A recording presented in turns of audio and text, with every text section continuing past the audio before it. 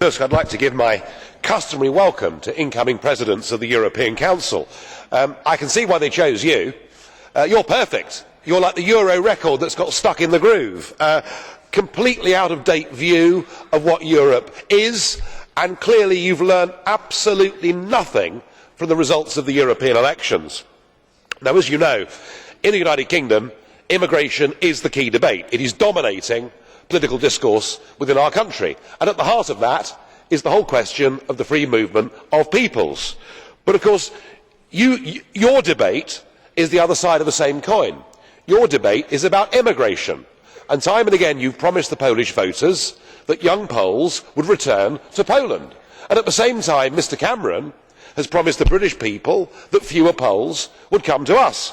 Well, it turns out that you've both been wrong, and that your country has been depopulated by 2 million people since you joined the European Union. And the reason is obvious. It's money, isn't it? And you yourself prove the point. You're the newest Polish emigre, and you've gone from a salary of €60,000 a year to a salary of €300,000 a year. So congratulations, you've hit the EU jackpot. But you've also scored a great victory without trying, because Mrs Merkel last week went to Downing Street. She spent a few hours with Mr Cameron, and Mr Cameron now is a big supporter of the free movement of people. Let me be clear, he said, I support the freedom of movement. So on that one, you've won a great victory against Mr Cameron without having to lift a finger. But he also says that he will now restrict the benefit of EU migrants working in Britain. Now, in the past, you've been very clearly opposed to this, and I want to please answer me today, Mr Tusk. Is it right that children who live in Warsaw should qualify for child benefit if their parents are working in London? Please clarify for me that point today. In some ways, you face quite a tough test. Not with the UK, our leaders are a soft touch.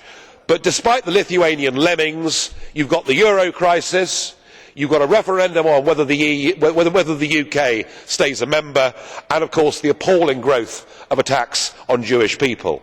I would put it to you, Mr Tusk, that the European elections showed us one thing.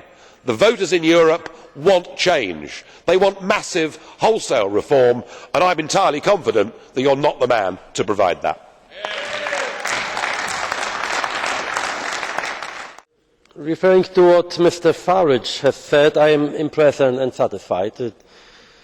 Ever since his famous speech 5 years ago here in this chamber about Herman Van Rompuy, I have known that he is maybe the best example of political and personal culture and political decency and, you know,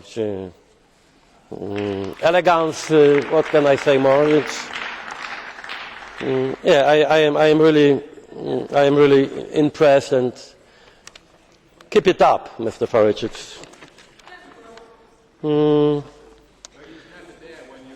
I know, but it's because this is about political culture, I think, what I mentioned a few seconds ago. Pozwólcie teraz, że przejdę na język polski. Allow me now to